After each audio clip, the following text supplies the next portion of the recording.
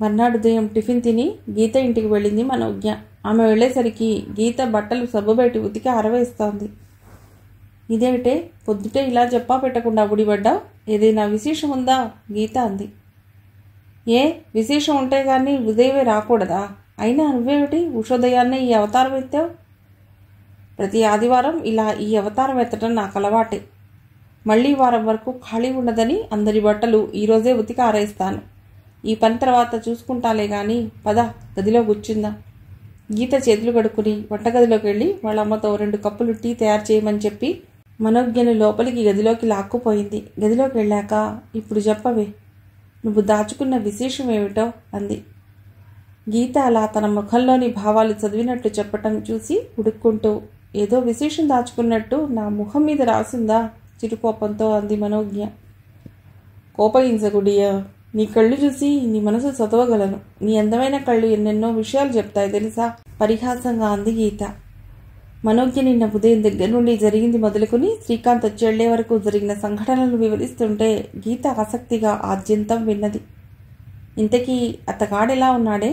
అందంగా లేడా అడిగింది. ఏమోనే బాబు, అందానికి నిర్వచనం నేనే కాదు, ఎవరూ చెప్పలేరు. అతగాడు నా కళ్లకు సర్కస్లో పులులను కోతులను ఆడించే రింగ్ మాస్టర్లా కనిపించాడు. బాగుంది నీ వివరణ. నన్ను అడిగితే నువ్వు చాలా పొరపాటు చేశావు అంది గీత. ఆ మాట నేను ఒప్పుకుంటాను, కానీ ఎంతకంటే ఏం చేయాలో నాకు తోచలేదు. మరి నీకు అతడంటే ఇష్టం లేకపోతే అదే విషయం సూటిగా మీ డాడీతో చెప్పేయచ్చుగా. అతడి ముందు ఓ ఫుల్లా నటించడం ఎందుకు? అతడు నీ గురించి ఏమనుకుంటాడు? గీత నొచ్చుకుంటూ అంది. డాడీతో చెప్తే నా అభిప్రాయానికి విలువిస్తారని నమ్మకం నాకు లేదు. ఆయన దృష్టిలో నేను మనసున్నది లేని ఆయన తీర్చిదిద్దిన మట్టి బొమ్మను అనుకుంటాడు బాధగా అంది. అలా నువ్వు అపార్థం చేసుకుంటున్నావేమో గీత అంది. లేదు లేదు, ఆయన రాబోయే ఆ అబ్బాయి గురించి సూచనాప్రాయంగా నాకు తెలియనివ్వకుండా నాటకం ఆడటంతోనే ఆయన ఉద్దేశం ఏమిటో నీకు అర్థం కాలేదు. అందుకే ఆయనకు తగ్గట్టు నేను నాటకం ఆడాను. మను, ప్రతి విషయాన్ని నువ్వు ఇంత తేలిగ్గా ఎలా ట్రీట్ చేయగలుగుతున్నావు? ఒక్కొక్కప్పుడు ఈ నిర్లక్ష్యం జీవితం మీద ఎదురుదెబ్బ తీస్తుంది. మీ డాడీకి నీకు మధ్య ఏదో అదృశ్యమైన సన్నని తెర అడ్డుందనుకుంటాను. అది నీ మనోదృష్టితో చూసిందే కావచ్చు. ఆయన మనస్సును ఎప్పుడైనా అర్థం చేసుకోవటానికి ప్రయత్నించావా? నన్ను అడిగితే నువ్వు అడగకుండా నీ అవసరాలన్నీ తీర్చాలని ప్రయత్నించే తండ్రి దొరకటం నీ అదృష్టం. నీతో ఆయన ముందుగా చెప్పలేదన్న కోపంతో తెలివి తక్కువగా ప్రవర్తించి వ్యవహారం రసాభాస చేశావు. అసలు నీతో ముందుగా ఎందుకు చెప్పాలి? నీకెటువంటి భర్తను తేవాలో ఆయనకు తెలియదా? ఆయన ఓ నిర్ణయానికి వచ్చారంటే ఆ వచ్చినవాడు నీకన్ని విధాలా తగినవాడన్నమాట. ఆలోచించి చూస్తే నీ మనస్సుకి ఏం కావాలో నీకు తెలియనట్లుంది. గీత మాటల్లో అవహేళన మనోజ్ఞ మనసును తాకింది. మను, సమయం వచ్చింది కాబట్టి ఓ మాట అడుగుతాను, నిజం చెప్పవే. నీ లైఫ్ పార్ట్నర్గా ఎటువంటి వాడు ఉండాలని కోరుకుంటున్నావు? గీత ప్రశ్నించింది. మనోజ్ఞ అయోమయంలో పడింది. నా మనస్సుకు పరీక్ష పెట్టకే గీత. ఇంతవరకు అటువంటి విషయాల గురించి ఆలోచించనే లేదు. మన ఆలోచనలను భగవంతుడెప్పుడు సహకరించినప్పుడు ఆయన మనకిచ్చిందే స్వీకరించడం మంచిదని నా అభిప్రాయం. BA పూర్తయ్యాక MAకి వెళ్ళాలి. ఆ తర్వాత లెక్చరర్గా ఉద్యోగం చేయాలి. అది నాకున్న ఆలోచన అంది. ఏమిటే, నువ్వు ఉద్యోగం చేస్తావా? గీత విస్మయంగా అడిగింది. ఏ, నువ్వే కానీ నేను ఉద్యోగం చేయకూడదా? నిజం, టీచింగ్ లైన్ అంటే నాకు చాలా ఇష్టం మనోజ్ఞ అంది. You are a great fool. I agree. తల ఎగరేసింది మనోజ్ఞ. షటప్. మనోజ్ఞ చటుకున తన చేత్తో నోరు మూసుకుంది. బిజ్జు, గీత వాత్సల్యంగా పిలిచింది. ఛస్, అలా పిలవద్దని ఎన్నిసార్లు చెప్పాలి? దెయ్యమంది మనోజ్ఞ. సారీ మను, నువ్వు ఒక్కొక్కప్పుడు నా కళ్ళకు పసిపిల్లలా కనిపిస్తావు. అటువంటి సందర్భాల్లోనే నాకలా పిలవబుద్ధేస్తుంది. నీ జీవితం నిజంగా వడ్డించిన విస్తరి లాంటిది. భగవంతుడు నీకు అటువంటి అదృష్టాన్ని అందించినందుకు జీవితాన్ని అందంగా మలుచుకోక ఇటువంటి చిలిపి ఆలోచనలతో విలువైనవి పోగొట్టుకుంటున్నావేమోనని దిగులుగా ఉంటుంది. ప్రస్తుత పరిస్థితుల్లో పెళ్లి అనేది చాలామంది కన్యలకు నింగిలోని చుక్కల్లా అందనంత దూరంలో ఉంది. ఉదాహరణకి నీరునే తీసుకో. మొన్న అది మాట్లాడిన మాటలు మన హృదయాన్ని కలిచివేయలేదు. అదే కాదు, నా విషయాన్ని చూడు. నాన్నగారు నాకు పెళ్లి చేసే స్థితిలో ఉంటే నేను ఇంతవరకు చదవాలని కానీ ఆ తర్వాత ఉద్యోగం చేయాలని కానీ అనుకునేదాన్నంటావా? నాకైతే హాయిగా పెళ్లి చేసుకుని అనురాగవంతుడైన భర్త కనుసన్నల్లో మెలుగుతూ 2 పిల్లలకు తల్లిగా స్వర్గం లాంటి సంసారానికి గృహిణిని కావాలని కలలు కంటున్నాను. అంత అల్పమైన కోరికైనా నా కుటుంబ పరిస్థితులను బట్టి నెరవేరడం అన్నది సుసాధ్యం. అందుకే ఆ కోరికను చంపుకొని నా ధ్యేయాన్ని మరోవైపు మరల్చుకోవటానికి ప్రయత్నిస్తుంటాను. నా కుటుంబం కోసమే నేను ఇలా చేస్తున్నానని చెప్పుకోవటం నా అంతరాత్మను మభ్యపెట్టుకోవడమే అవుతుంది. నీకు అటువంటి ప్రాబ్లమ్స్ ఏవీ లేవు. అయినా నువ్వు మాలా ఆలోచించటం అవివేకం. ఒకవేళ అతడు కానీ అంగీకరిస్తే హాయిగా పెళ్లి చేసుకుని అతడితో స్టేట్స్కు వెళ్ళు. కావాలంటే అతడు నొప్పించి ఎంఏ పూర్తి చేయి. అంతేగాని నీ ఆకతాయితనంతో డాడీ మనసు నొప్పించకు, గీత అనునయంగా అంది. బాగుందే గీతోపదేశం. అతడు అంగీకరిస్తాడన్న నమ్మకం నాకు లేదు. నిన్నటి అతడి మొహం చూస్తే అలా అనిపించింది. అంతలా అంగీకరిస్తే అది నా దురదృష్టంగా భావించి ఆపై నీ గీతోపదేశం గుర్తుపెట్టుకుంటానులే అంది మనోజ్ఞ. నిన్ను మార్చడం ఆ బ్రహ్మ కూడా సాధ్యం కాదేమో, గీత విసుగ్గా అంది. అటుపై వారి సంభాషణ కాలేజీ విషయాల మీదకు మళ్ళింది. కాంతి, శ్రీని ఇంతకుముందే ఫోన్ చేశాడు. నీ అభిప్రాయం ఏమని చెప్పమంటావు? విశ్వేశ్వరరావు గారు శ్రీకాంత్ ఉన్న గదిలోకి వస్తూ అడిగారు. అతడికి విషయం అర్థం కాక భ్రుకుటి ముడిచి అంతలోనే ముందు రోజు విషయం గుర్తుకు రాగానే సారీ బాబాయ్, ఆ అమ్మాయిని నేను చేసుకోను అన్నాడు. అదేమిటి, ఆ అమ్మాయి నీకు నచ్చలేదంటే చాలా వింతగా ఉంది. ఎవరైనా ఆ పిల్లని చూస్తే చాలు కళ్ళకద్దుకుని తమ కోడలిగా స్వీకరిస్తారు అన్నారు విశ్వేశ్వరరావు గారు. నేను ఆ మాట ఒప్పుకోను. అందమంటే సరిపోయిందా? మనకు కావలసిన సంస్కారం ఆ పిల్లలో మచ్చుకైనా లేదు కంపరంగా అన్నాడు శ్రీకాంత్. నీ మాటలు నాకు సంభ్రమాన్ని కలిగిస్తున్నాయి కాంతి. ఆ పిల్ల మెంటాలిటీ నాకు బాగా తెలుసు. మాటల్లోనే కాదు, చేతల్లో కూడా చక్కటి సంస్కారం వ్యక్తమవుతుంటుంది. తల్లి లేకపోయినా మేనత్త పెంపకంలో చక్కగా తీర్చిదిద్దబడింది. మన సుజన, నళిని కంటే కూడా ఆ అమ్మాయి వ్యక్తిత్వం మెచ్చుకోదగ్గది. లేదు బాబాయ్, మీరు నన్ను బలవంతంగా ఒప్పించడానికి ప్రయత్నించకండి. ఉన్న 1 గంటలోనే ఆ పిల్లకు కొన్ని ఆవడల దూరం పారిపోవాలనిపించేంతగా బోర్ కొట్టించింది. ఇక భార్యగా జీవితాంతం భరించాలంటే ఆ నరకాన్ని ఊహామాత్రంగా కూడా ఊహించలేను అన్నాడు శ్రీకాంత్ భయంగా. ఆ అమ్మాయిని అంచనా వేయటంలో నువ్వెక్కడో పొరపాటు పడ్డావు. నన్ను అడిగితే ఈ అవకాశాన్ని జారవించుకోవటం మంచిది కాదు. శ్రీనుకు నీ విషయంలో చాలా ఇంట్రెస్ట్ ఉంది. ఒక్కగానొక్క పిల్ల. లక్షల ఆస్తికి, అటు మేనత్త ఆస్తికి కూడా ఆమె వారసురాలు. చేజిక్కిన లక్ష్మిని పోగొట్టుకుంటున్నావు. నాకే ఇంకో కొడుకుంటే ఆ అమ్మాయిని కళ్ళకద్దుకుని నా కోడలిగా చేసుకునేవాణ్ణి. చిన్నపిల్ల కాబట్టి ఎలా ప్రవర్తించాలో తెలియక గాబరా పడి ఉంటుంది. పెళ్ళయ్యాక నీకు నచ్చిన రీతిలో ఆమెను మలుచుకోవచ్చుగా నచ్చజెప్పబోయాడు విశ్వేశ్వరరావు గారు. మన్నించండి బాబాయ్, నాకంత ఓపిక లేదు. నాకు కాదగ్గ స్త్రీ ఎలా ఉండాలో నాలో ఎప్పుడో ఓ రూపకల్పన చేసుకున్నాను. తెలిసి నా కలల రూపాన్ని నేనే భగ్నం చేసుకోను. నేనెప్పటికైనా నా అభిప్రాయాన్ని మార్చుకుంటానేమోనని తన దగ్గర ఈ విషయం గోప్యంగా ఉంచారు గనక ఆయన నాపై ఏవో లేనిపోని ఆశలు కల్పించుకోవటం నాకు ఇష్టం ఉండదు. ఇక నా నిర్ణయం ఎప్పటికీ మార్చుకునే ప్రసక్తి లేదు ఖండితంగా చెప్పాడు శ్రీకాంత్. నీ ఇష్టం, అన్నీ తెలిసిన ప్రాజ్ఞుడివి, నీకేం చెప్పగలను? పాపం, శ్రీనుడి తలుచుకుంటేనే నా మనస్సు చివుక్కుమంటోంది. దాదాపు సంబంధం కుదిరిపోయిందనే అనుకున్నాడు. ఇప్పుడు ఈ విషయం నా నోటితో ఎలా చెప్పటమో ఏమిటో బాధగా అంటూ లేచెళ్లిపోయాడు విశ్వేశ్వరరావు గారు. శ్రీకాంత్ కళ్ల ముందు మనోజ్ఞ రూపం ప్రత్యక్షమైంది. పేరుకు తగ్గ సుందర మనోజ్ఞ రూపం. ఆ రూపానికి తగ్గ సంస్కారం, సౌశల్యం ఉంటే ఆమెను భార్యగా పొందటమే ఒక వరంగా భావించవచ్చు. కానీ ఆ మెంటాలిటీ చూశాక ఆ రూపం కోసం భ్రమపడ్డం అవివేకం.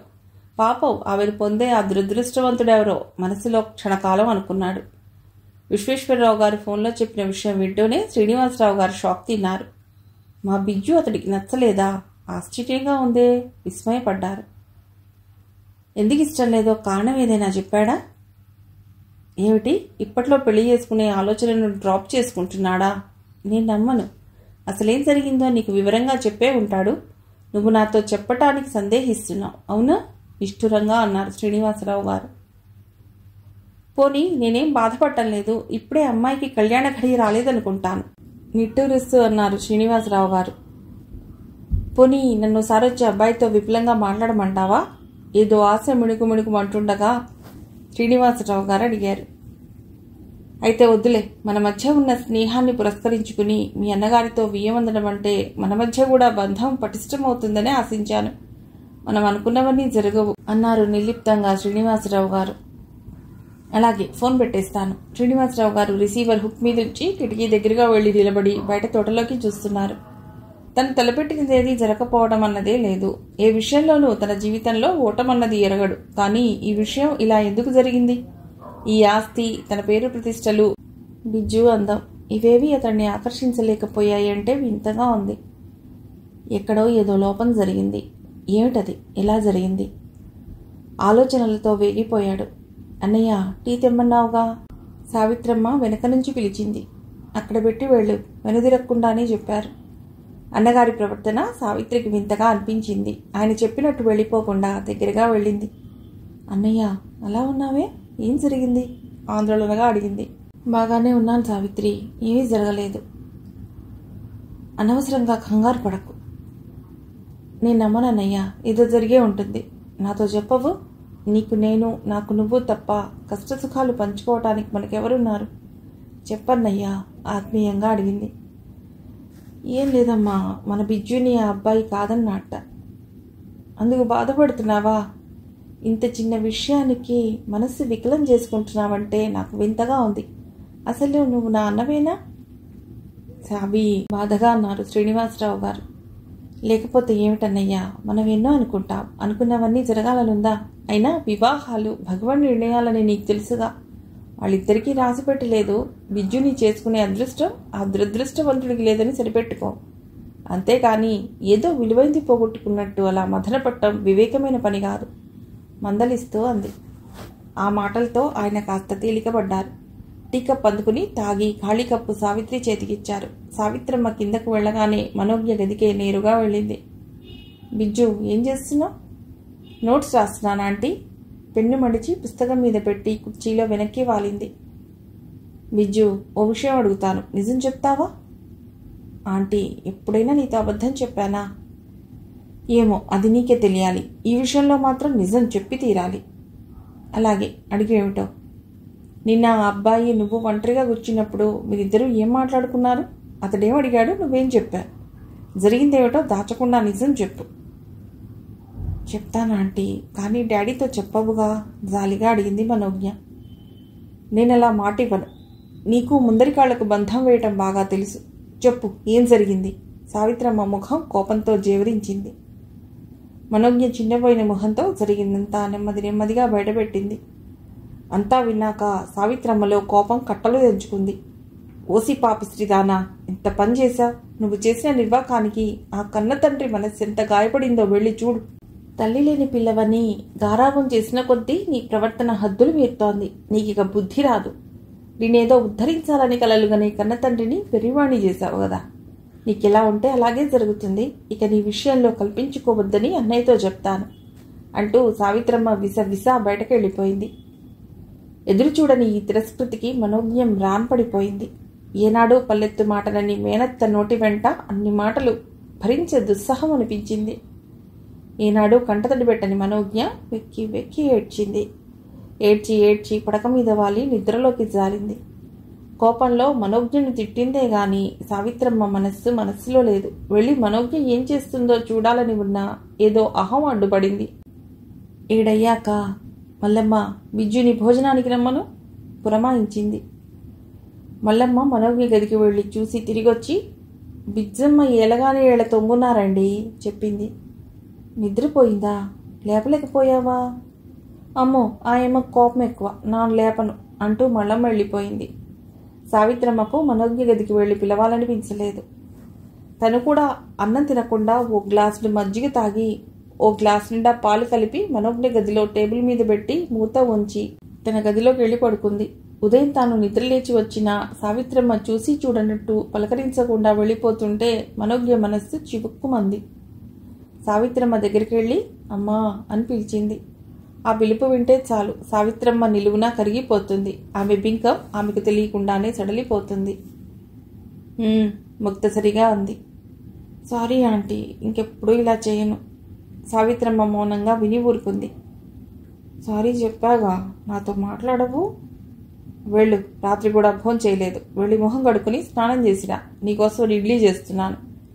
సావిత్రమ్మ అనటంతో మా అమ్మ చాలా మంచిది అంటూ సావిత్రమ్మ మెడ చుట్టూ చేతులు వేసింది మనోజ్ఞ.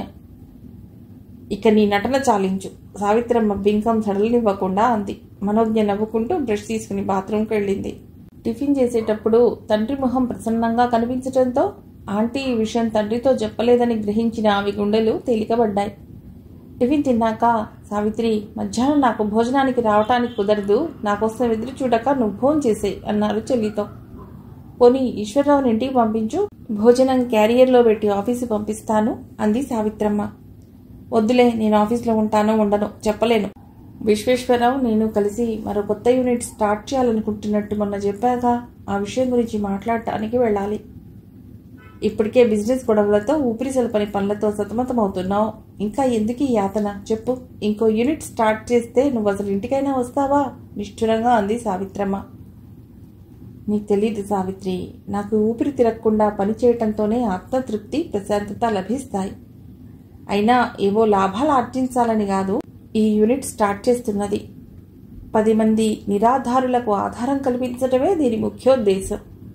మనలాంటి వారు యాతన అనుకుంటే పొట్టగడవని వారికి రోజులు గడిచేదెలా? ఏమో అన్నయ్య, అన్ని బాధ్యతల మధ్య నీ ఆరోగ్యం ఏమవుతుందోనని నా బెంగ. నా ఆరోగ్యం గురించి నీకే బెంగ అక్కర్లేదు అన్నారు శ్రీనివాసరావు గారు. రోజులు శరవేగంతో సాగిపోతున్నాయి. ఫైనల్ ఇయర్ ఎగ్జామ్స్ దగ్గర పట్టడంతో వేరే వ్యాపకాలేవీ పెట్టుకోకుండా దీక్షగా చదువులో మునిగిపోయింది. ఓ రోజు అప్పటి వరకు చదువుతున్న హిస్టరీ నోట్స్ పక్కకు పెట్టి ఒకసారి బద్ధకంగా ఆవులించి ఒళ్ళు విరుచుకుంటూ బయటికి వచ్చింది. ఆంటీ, తలనొప్పిగా ఉంది, ఒక కప్పు టీ ఇవ్వవు సావిత్రమ్మని అడిగింది. పద లోపలికి. అయినా అస్తమానము అలా చదువుతుంటే ఈ నొప్పి రాదు. మరి అంత పట్టుదల ఎందుకు చెప్పు మందలింపుగా అంది సావిత్రమ్మ. క్లాస్ రావాలంటే చదవాలిగా. ఏమో ఏం చదువో గాని వడలిన తామర తోడులా తయారయ్యావు ఆప్యాయంగా అంటూ కిచెన్లోకి వెళ్ళింది సావిత్రమ్మ. సావిత్రమ్మ ఇచ్చిన టీ తాగాక, ఆంటీ అలా గీత ఇంటికి ఒకసారి వెళ్ళొస్తానని చెప్పి పుస్తకాలు తీసుకుని బయలుదేరబోతుండగా హాల్లో ఉన్న టెలిఫోన్ ముందు నా విషయం చూడమన్నట్లు గణగణలాడింది. రిసీవర్ ఎత్తి హలో అనగానే అవతల నుంచి విజు నువ్వేనా అన్న తండ్రి స్వరం వినబడింది. అవును నేనే డాడీ. ఓసారి ఆఫీస్కి రా, మాట్లాడాలి అవతల నుండి అన్నారు. అలాగే ఇప్పుడే వస్తాను. సరే ఫోన్ పెట్టేయి అనడంతో రిసీవర్ క్రెడిల్ మీదుంచి ఆంటీతో చెప్పి బయటకు వచ్చింది మనోజ్ఞ. ముందుగా గీత ఇంటికి వెళ్లకుండా నేరుగా రిక్షాలో తండ్రి ఆఫీసుకు వెళ్ళింది. బయట వరండాలో బెంచీల మీద కూర్చున్న వ్యక్తుల్ని చూడగానే ఆఫీస్లో ఇంటర్వ్యూ ఏదో జరుగుతున్నట్టు అర్థమైంది. వారందరి చూపుల్ని తప్పించుకుని హాల్లోకి వెళ్లేసరికి మేనేజర్ రాఘవయ్య గారు చిరునవ్వుతో ఎదురొస్తూ, ఏమిటమ్మా ఇలా వచ్చావు ఆప్యాయంగా అడిగారు. డాడీ రమ్మని ఫోన్ చేశారు చెప్పింది. నాన్నగారు ఆఫీస్ రూమ్లో ఉన్నారమ్మా. నాన్నగారు ఒక్కరైనా ఉన్నారు? నాగభూషణం గారు, విశ్వేశ్వరరావు గారు కూడా అక్కడే ఉన్నారు. వ్యాపారత్రయం ఒక్కచోట చేరిందంటే విశేషమేదో ఉందన్నమాటే నవ్వుతూ అంది. విశేషమే. రేపటి నెలలో కొత్త యూనిట్కు ప్రారంభోత్సవ ఏర్పాట్లు పెద్ద ఎత్తున జరుగుతున్నాయి. ఆ యూనిట్కు కావాల్సిన పోస్టుల గురించి పేపర్లో ప్రకటన ఇచ్చారు. నిన్న కొన్నిటికి ఇంటర్వ్యూలు జరిగాయి. ఈరోజు మరికొన్ని పోస్టులకు ఇంటర్వ్యూ జరుగుతోంది. అదా సంగతి. సరే ఇప్పుడే వెళ్ళి డిస్టర్బ్ చేయడం ఎందుకు, ఓ అరగంట ఇక్కడే వెయిట్ చేస్తాను. వీలు చూసుకుని నేను వచ్చిన సంగతి డాడీతో చెప్పండి ఓ మూలగా ఉన్న కుర్చీలో కూర్చుంటూ అంది. అలాగే. రాఘవయ్య గారు బయటికి వెళ్లారు. ఆయన వెళ్ళగానే పక్కనే టేబుల్ మీదున్న పేపర్ చేతిలోకి తీసుకుని తిరిగేయసాగింది. హెడ్లైన్స్ ఒకసారి చూసి విసుక్కుని పేపర్ మడిచి టేబుల్ మీదకు విసిరేసి చేతివాచి వంక చూసుకుని తలపైకెత్తి చూసిన మనోజ్ఞ ఉలిక్కి పడింది. తనకు కాస్త దూరంలో ఓ యువకుడు రెప్పలార్చకుండా తన వైపే పరీక్షగా చూస్తున్నాడు. అతన్ని చూడగానే మనోజ్ఞ క్షణంలో గుర్తుపట్టేసింది. అతడు కూడా మనోజ్ఞ జ్ఞాపకాలను మరుపు పొరల్లో నుండి బయటకు తీసే ప్రయత్నంలో భృకుటి ముడిచి ఆమె వైపే చూస్తున్నాడు. అప్రయత్నంగా మనోజ్ఞ పెదవులు చిరునవ్వుతో విచ్చుకున్నాయి. మీరా అంది. అతడు ఆ పలకరింపుతో నవ్వుతూ ఆమె దగ్గరగా వచ్చి, మిమ్మల్ని ఎక్కడో చూశానని నిర్ధారణగా తెలుసు, కానీ ఎక్కడ చూశానో జ్ఞాపకం రావటం లేదు అన్నాడు. ఓసారి వైజాగ్ వెడుతూ ట్రైన్లో కలుసుకున్నా. అవునవును, మీరు ఆ రోజు ఫిట్ వచ్చి పడిపోయారు కదూ. మీ వెంట సన్నగా ఉన్న మరో అమ్మాయి కూడా ఉంది, బహుశా మీ ఫ్రెండ్ అనుకుంటాను ఉత్సాహంగా అన్నాడు. అవును, మీకు ఇంకా జ్ఞాపకం ఉందన్నమాట నవ్వింది. మీరు ఇంటర్వ్యూకే వచ్చారా కుతూహలంగా అడిగేసరికి మనోజ్ఞలో చిలిపితనం చోటు చేసుకుంది. అవును, మీరు అందుకేనా అడిగింది. అతడు నిట్టూర్చాడు. ఇంటర్వ్యూకే వచ్చాను చెప్పాడు. ఎలా ఉంది? బాగానే ఉంది. ఈ రోజుల్లో మనిషి తెలివితేటల మీద సామర్థ్యం మీద నమ్మకం బహు తక్కువ. ఉద్యోగాలకు అర్హత, రికమెండేషన్లు నిరాశగా చెప్పాడు. అలా నిరాశ చెందకండి, అందరూ ఒకేలా ఉండరు కదా. ఇంతకీ మీరేం చదివారు అడిగింది. ఏం మీకు ఇంటర్వ్యూ చేయాలని కుతూహలంగా ఉందా సరదాగా అన్నాడు. అదేం కాదు, మీ క్వాలిఫికేషన్ తెలుసుకుంటే ఇంటర్వ్యూకి వెళ్లకుండానే ఇటుండిటే పోదామని చెప్పింది. బాగుంది. క్వాలిఫికేషన్ కన్నా ముందు ఫేట్ని నమ్ముకుని బతకవలసి వస్తోంది. మీ ఫేట్ బాగుంటే మీకే ఉద్యోగం రావచ్చుగా గంభీరంగా అన్నాడు. అంతేకాని మీ క్వాలిఫికేషన్ చెప్పరన్నమాట. MA first class. మరి మీరు? వట్టి బిఏ మాత్రమే మనోజ్ఞ అంది. మీ నేటివ్ ప్లేస్ ఇదేనా? మళ్ళీ మనోజ్ఞ అడిగింది. కాదు, నాన్నగారు అనారోగ్యంగా ఉండటం వల్ల వైద్య సదుపాయం కుదరదని ఆ పల్లెటూరు వదిలి ఇక్కడ మకాం పెట్టాం చెప్పాడు. అరే పాపం, ఏమిటి ఆయనకు అనారోగ్యం? ఆయన మీకు జ్ఞాపకం ఉన్నారా అడిగాడు అతడు. భలే వారే, ఎందుకు గుర్తులేదు? ఇంతకీ అనారోగ్యం? పెరాలిసిస్. ఎక్కడిపిస్తున్నారు ట్రీట్మెంట్? మా వీధిలో ఉంటున్న ఓ ప్రైవేట్ డాక్టర్ గారే ట్రీట్మెంట్ ఇస్తున్నారు. ఎవరైనా స్పెషలిస్టుకు చూపించలేకపోయారా? క్యాజువల్గా అంటున్న మనోజ్ఞ మాటలకు విస్తుపోయినట్టు చూశాడు. అతడు అలా చూస్తుంటే, ఏమిటలా చూస్తున్నారు? నేను ఏదైనా పొరపాటుగా మాట్లాడానా? తబ్బిపోతూ అంది. అదేం లేదు, స్పెషలిస్ట్ డబ్బున్న వారికే గాని మనకు అందుబాటులో ఉండరన్న విషయం మీరు మర్చిపోయినట్లున్నారు. డాక్టర్లు పేషెంట్ల పర్సులకే గాని పర్సులకు ప్రాధాన్యం ఇవ్వరు అన్నాడు. మనోజ్ఞ నాలిక కొరుక్కుంది. సారీ, ఏదో అనేశాను. ఇంతకీ మీకు ఉద్యోగం చాలా అవసరం అనుకుంటాను అంది. ఏ, మీకు అవసరం లేదా? ఎదురు ప్రశ్న వేశాడు. నా కాళ్ల మీద నేను నిలబడాలంటే అవసరమే గాని మరీ అత్యవసరం కాదు. నాకు ఉద్యోగం లేకున్నా నన్ను పోషించేవాళ్లు ఉన్నారు అంది మనోజ్ఞ. అదృష్టవంతులు. నాన్నగారు పూర్తిగా మంచం ఎక్కడంతో అంతవరకు సాఫీగా సాగే మా కుటుంబ పరిస్థితి ఒక్కసారిగా తలకిందులయ్యింది. ఉద్యోగం నాకు చాలా అవసరం, కానీ మన అవసరాలను పట్టించుకునే నాథుడెవరు? విరక్తిగా అన్నాడు. మరి ప్రస్తుతం ఏం చేస్తున్నారు? 4 10th కుర్రవాళ్ళకి ఇంటర్ స్టూడెంట్స్కు ట్యూషన్ చెప్తున్నాను. వాళ్ళు ఇచ్చే ఫీజుతో రోజులు ఏదోలా గడిచిపోతున్నాయి. అలాగా, మీరేమనుకోనంటే మీ పేరేమిటో నేను తెలుసుకోవచ్చా? దానికేం భాగ్యం. నా పేరు రవికిరణ్. అంతా కిరణ్ అనే పిలుస్తారు. మీరెక్కడుంటున్నారు? ఆర్యాపురంలో. ఇంతలో ప్యూన్ రామన్ వచ్చి, అమ్మా, అయ్యగారు పిలుస్తున్నారు అని చెప్పగానే, వస్తానండి కిరణ్ గారు, వీలుంటే మరోసారి కలుద్దాం అని చెప్పి రామన్న వెంట ఆఫీస్ రూమ్కి వెళ్ళింది మనోజ్ఞ. ఆమె వెళ్ళాక అప్పటి వరకు మంత్రించినట్టు తన వ్యక్తిగత విషయాలు సైతం ఏకరువు పెట్టిన కిరణ్ తన లిమిట్స్ దాటాడన్న విషయం అప్పటికి స్ఫురణకు రాగా తన స్పృహలేని తన అడిగి నొచ్చుకున్నాడు. ఆమె పేరైనా అడిగాను కాదే మనసులోనే అనుకున్నాడు. మనోజ్ఞ లోపలికెడుతూనే, నమస్తే అంకుల్ అని విశ్వేశ్వరరావు గారికి నాగభూషణం గారికి నమస్కరించింది. డాడీ పిలిచారెందుకు అంటూ తండ్రికి ఎదురుగా నిలబడింది. కూతురి వైపు చూశారు. తెలుపు రంగు చీర, నీలం రంగు డిజైన్ ఉన్న ఆర్గండీ చీర, మెళ్ళో చిన్న చైన్తో సాదాగా ఉన్న కూతుర్ని చూడగానే ఆయన కొళ్ళు మండింది. స్నేహితులిద్దరూ పక్కన లేకుంటే మనోజ్ఞను చెడామడా తిట్టేవారేమో. వాళ్ళుండటంతో కోపాన్ని నిగ్రహించుకుని అలా కూర్చో ఆజ్ఞాపించారు. మనోజ్ఞ ఎదురుగా ఉన్న కుర్చీలో కూర్చుంది. నేను వస్తాను రా శ్రీను, అమ్మాయికి నువ్వు చెప్పు అంటూ విశ్వేశ్వరరావు గారు లేచి నిలబడ్డారు. అలాగే శ్రీనివాసరావు గారు రివాల్వింగ్ చైర్లో వెనక్కు వాలారు. నేను కూడా వెళ్తానండి. రేపు ఉదయం మనమంతా కూర్చుని పోస్టులు ఎవరికి ఇచ్చేది నిర్ణయించుకుందాం. నాగభూషణ్ రావు గారు కూడా లేచారు. అలాగే వెళ్ళిరండి. చిరునవ్వుతో మిత్రులిద్దరికీ వీడ్కోలు పలికారు. వాళ్ళిద్దరూ వెళ్ళాక కూతురి సంగతే మర్చిపోయినట్లు చైర్లో వెనక్కి వాలి కళ్ళు మూసుకున్నారు. మనోజ్ఞ తండ్రి మౌనాన్ని అంచనా వేస్తూ చేతికోళ్ల వంక చూస్తూ కూర్చుంది. బిజ్జు చాలాసేపటికి పిలిచారు. ఏం డాడీ, నీకసలు బుద్ధుందా? కోపంగా అన్నారు. మనోజ్ఞ మాట్లాడలేదు. నేను రమ్మని ఫోన్ చేశాక కూడా ఈ అవతారంలోనా వచ్చేది? నీకెంత చెప్పినా అర్థం చేసుకోవేం అన్నారు. గీత ఇంటికని బయలుదేరాను, ఇంతలో మీరు ఫోన్ చేశారు. ఇంతకీ ఎందుకు పిలిచానో తెలుసా? తెలీదు, చెప్పండి. రేపు విశ్వం పెద్ద కూతురు సుజనకు నిశ్చయితాంబూలాలు తీసుకుంటున్నారు. రేపు ఉదయం మనం అక్కడికి వెళ్ళాలి. గుర్తుంటుందా?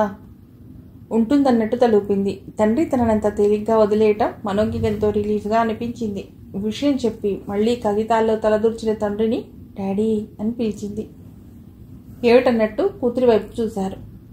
ఈ రోజేదో ఇంటర్వ్యూ జరిగినట్లుంది. అదే జరిగితే అన్నట్లు ప్రశ్నార్థకంగా కూతురి వైపు చూశారు.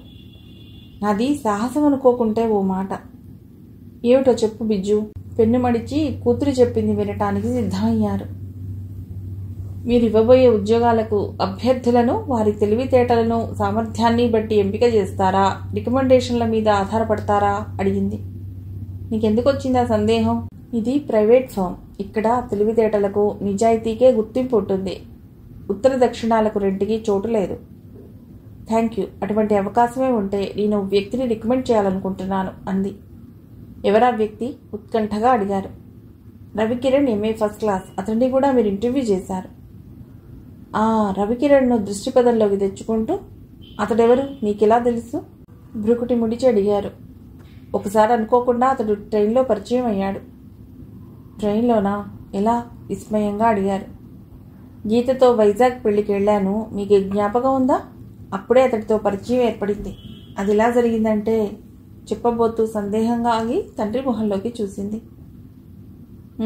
ఎలా జరిగిందో చెప్పు. గీత వద్దంటున్నా వినకుండా నేనే బలవంతంగా 3rd క్లాస్ టికెట్ కొనిపించాను. ఆ జనరల్ కంపార్ట్మెంట్లో నిలబడటానికి కూడా సందులేనంత రద్దీగా ఉంది. వైజాగ్ వరకు ఒంటికాలు మీద ఫీట్స్ చేస్తూ నిలబడలేననిపించింది. అదే కంపార్ట్మెంట్లో ఈ రవికిరణ్ ఫ్యామిలీ కూడా ఎక్కారు. వాళ్ళు 5గురు ఓ బెర్త్ మీద కూర్చున్నారు. ఎలాగైనా సీట్ సంపాదించాలన్న పట్టుదలతో చిన్న ఎత్తు వేశాను. ఫలితంగా ఆ రవికిరణ్ సీటును నేను గీత కొట్టేశాను అంది. ఏమిటి నువ్వెత్తిన ఎత్తు? అది కూడా చెప్పేయి. శ్రీనివాసరావు గారు వస్తున్న నవ్వును పెదాల చాటును అదిమి పెట్టి అడిగాడు. ఏముంది? కళ్ళు తిరిగినట్టు స్పృహ కోల్పోయిన దానిలా గీత మీద వాలిపోయాను. అది చూసి రవికిరణ్ తల్లి ఆదుర్దాగా కొడుకును లేపి సీటు మా పరం చేసింది. మంచి తెలివితేటలే. ఇటువంటి ట్రిక్స్ ఒక్కోసారి ప్రాణం మీదకు తెస్తాయి. ఇంకెప్పుడు ఇటువంటి అడ్వెంచర్స్ చెయ్యకు మందలించారు. అలాగే. ఇంతకీ ఈ రవికిరణ్ ఇంటర్వ్యూ ఎలా చేశాడు? మీకు అతడి విషయంలో ఏమాత్రం సాటిస్ఫాక్షన్ ఉన్నా జాబ్ ఇవ్వటానికి ట్రై చేయండి అంది. ఏమిటతడి విషయంలో నీకు ఇంట్రెస్ట్?